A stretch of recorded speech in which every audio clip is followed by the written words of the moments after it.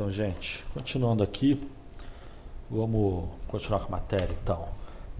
Aí agora vamos ver um assunto que a gente vai unir as duas partes da matéria, que é a parte do consumidor e a parte do produtor, né?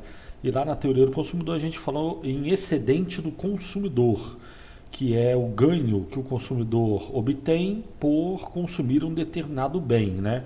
E no caso do produtor a gente tem um conceito semelhante, que é o conceito de excedente do produtor.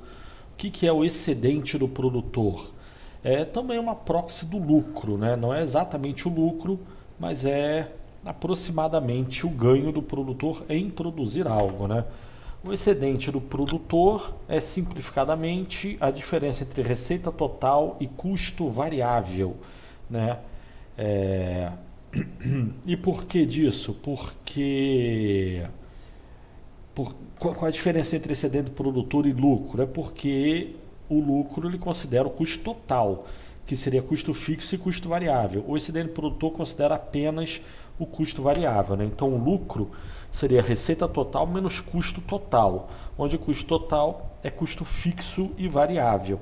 O excedente do produtor não, é apenas a receita total menos o custo variável. E por que isso? Porque a gente vai calcular o excedente do produtor como sendo a área, né, abaixo do preço do produto que o produtor compra e acima da sua curva de oferta ou custo marginal, né? Sendo que a soma do custo marginal é o custo variável do produtor, né? Então, graficamente, a gente teria o que? Você tem um determinado produtor, tem uma determinada demanda, um determinado preço pelo seu produto, e ele tem a sua curva de custo marginal, que é a sua curva de oferta individual, né? Supondo aí, no caso, um produtor competitivo, né? E daí que a curva de oferta ou custo marginal indica o preço mínimo que o produtor cobra para produzir uma determinada quantidade de produto, sendo que ele não cobra esse preço, né? O preço que ele recebe não é exatamente o preço mínimo que ele cobra. Ele recebe um preço maior do que o mínimo que ele cobra. E na medida que ele vai produzindo cada vez mais produto, o seu custo na margem vai aumentando e o preço mínimo que ele cobra para produzir o produto vai aumentando. E como a gente já viu na segunda parte da matéria, um produtor, no caso competitivo, ele tende a produzir até o momento que seu custo marginal iguale a sua receita marginal, que é o preço do produto, né? Então, um produtor competitivo produz até Q estrela, né? E produzindo exatamente a última unidade produzida, o que ele vai receber por produzir essa quantidade, essa unidade, vai ser igual ao custo na margem que ele tem por produzir essa unidade, né? Sendo que dentro do custo do produtor está o ganho normal e apropriado para o nível de risco do negócio. Mas para todas as unidades anteriores a essa, a gente tem que ele está obtendo um preço que é superior ao preço mínimo que ele cobra para produzir as quantidades intramarginais, né? A Q estrela no caso.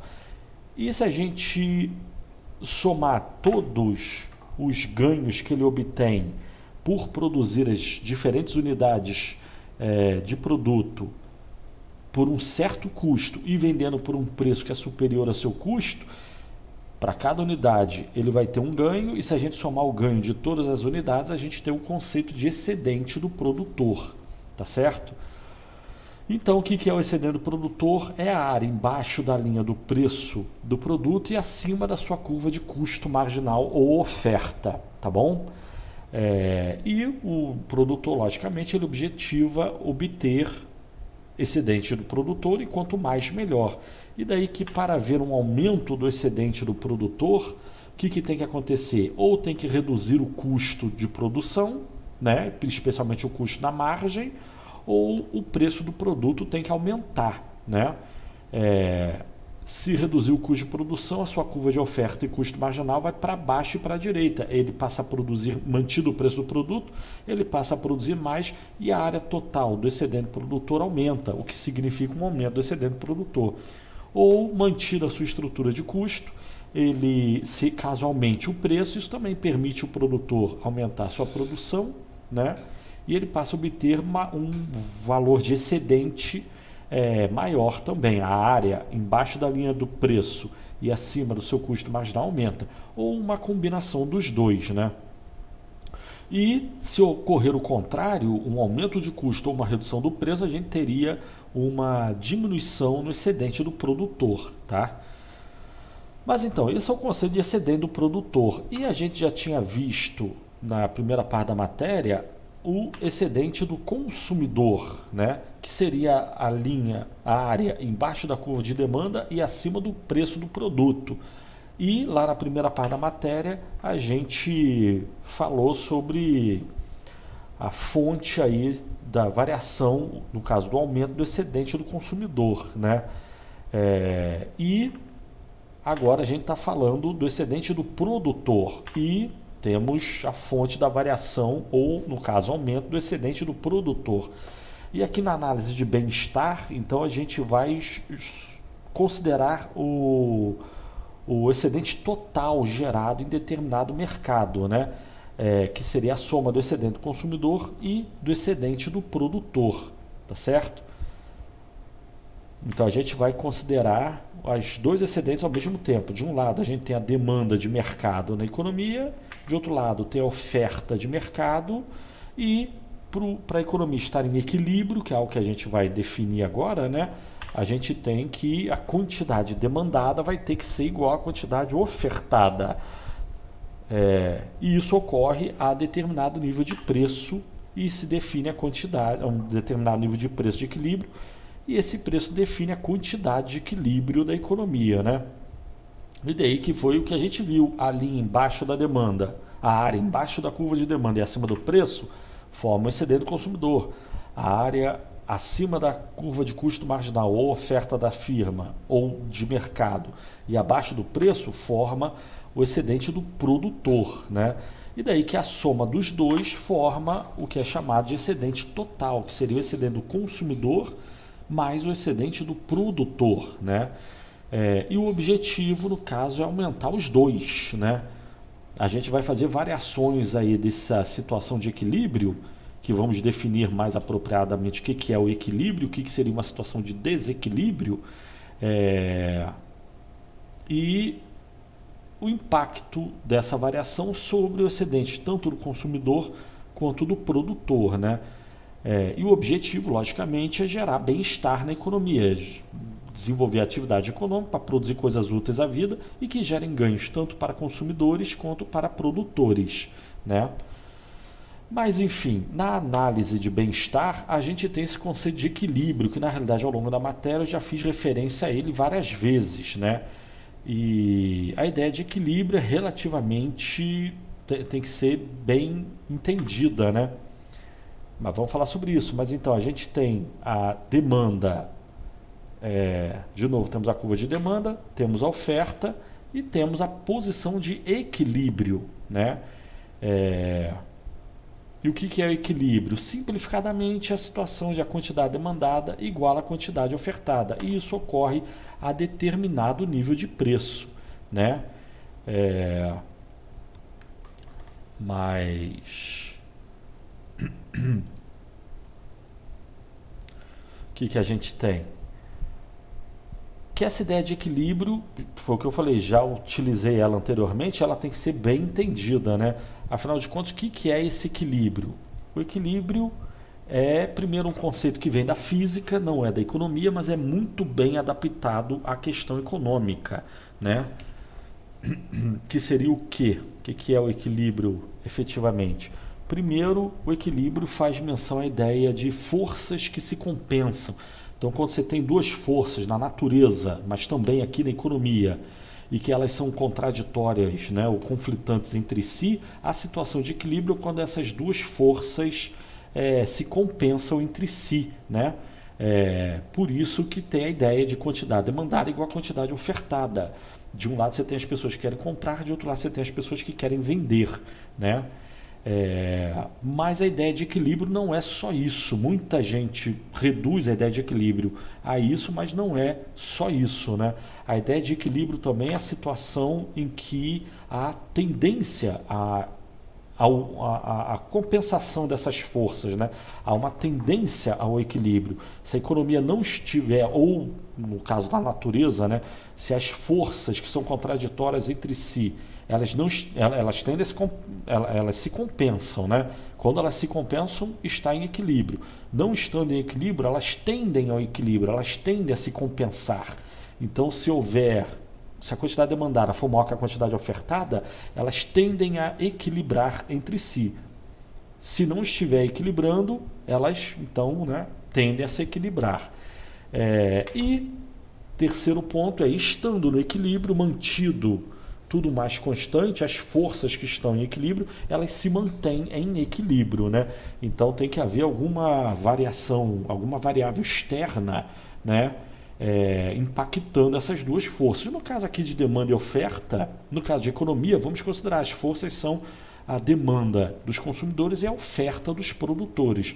Consumidores têm uma quantidade demandada desejada, produtores têm uma quantidade ofertada desejada, sendo que produtor quer preço mais caro, consumidor quer preço mais barato. Então há um conflito aí entre essas duas forças e elas vão estar em equilíbrio quando ocorrer essa situação. Uma força compensa a outra, ou seja, economicamente falando, quantidade demandada igual a quantidade ofertada.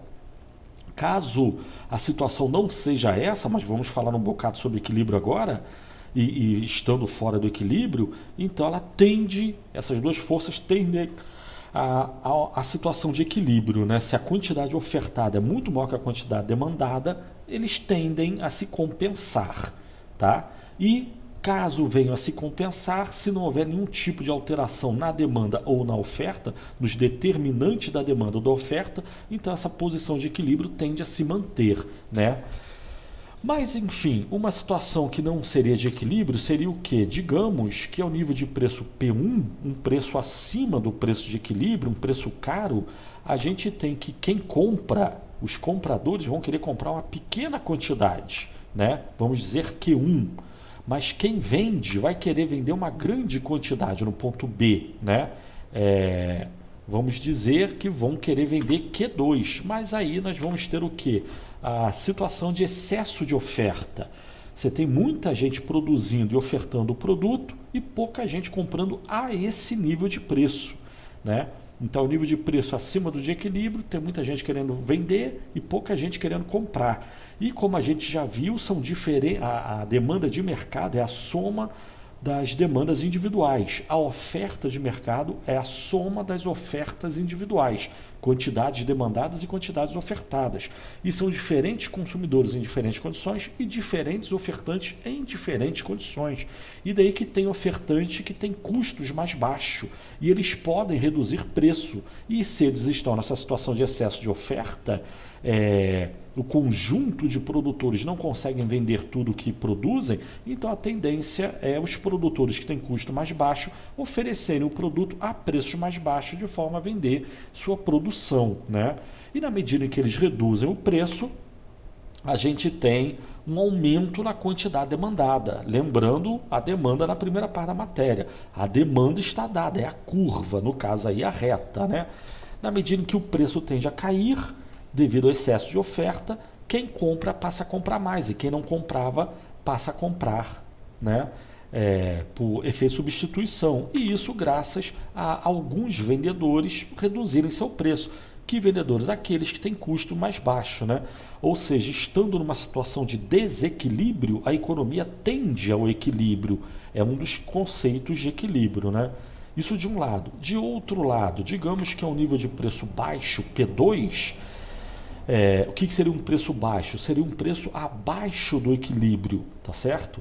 A um nível de preço baixo, a gente tem que quem produz e vende o produto vai querer produzir pouco. O conjunto de produtores, a imensa maioria não vai produzir, vai sair do mercado e a quantidade total ofertada vai ser baixa, vai ser Q1 agora. Para simplificar, fazer um exemplo simétrico, né? Vamos dizer que agora quem produz e vende vai querer vender pouco. Por quê? Porque o preço é baixo. A esse preço baixo, só os produtores de mais baixo custo, mais eficientes, vão ser capazes de produzir e vender o produto. Ou seja, a um preço baixo tem quem produz e venda, só os mais eficientes. Mas, da mesma forma, a esse nível de preço baixo, a gente tem que quem compra vai querer comprar muito. O conjunto de compradores vai querer comprar muito. Quem compra passa a querer comprar mais e quem não comprava vai querer comprar também. Só que a esse nível de preço P2, a quantidade demandada pelo conjunto de compradores, consumidores, vai ser muito maior que a quantidade ofertada pelos produtores. E daí que a gente vai ter a situação de excesso de demanda. Tem muito mais gente querendo comprar o produto do que gente para vender. Mas, novamente, tanto a oferta quanto a demanda é o somatório de mercado, né? É o somatório de ofertas e demandas individuais. São diferentes produtores em diferentes condições e diferentes consumidores em diferentes condições. E daí que tem consumidor que se dispõe a pagar mais pelo produto. E daí que esses consumidores se dispõem a pagar mais, o preço do produto acaba aumentando e os produtores passam a aumentar a quantidade produzida. Isso leva os atuais produtores, que ao nível de preço P2 já produzem o produto, eles passam a produzir mais. E quem não produzia passa a produzir porque o preço está aumentando, porque há consumidores que estão se dispondo a pagar mais pelo produto, né? E a quantidade produzida aumenta da mesma forma que a quantidade demandada diminui, né? E por quê? Porque na medida que o preço vai aumentando, consumidores que têm um menor preço de reserva, uma menor disposição a comprar o produto, eles vão deixar de comprar o produto e vão comprar um bem substituto. Mas, novamente, havendo um excesso de demanda, haverá uma tendência ao equilíbrio. O preço tende a subir, quantidade demandada tende a aumentar e quantidade ofertada tende a aumentar e quantidade demandada tende a diminuir. Ou seja, é o segundo critério ali do equilíbrio, é a tendência ao equilíbrio. E chegando à posição de equilíbrio, a economia tende a se manter assim. Caso haja uma variação, seja na demanda ou na oferta, aí sim haverá um novo equilíbrio. Mas vamos falar sobre isso nos próximos vídeos, tá? Ficam por aqui agora. Valeu!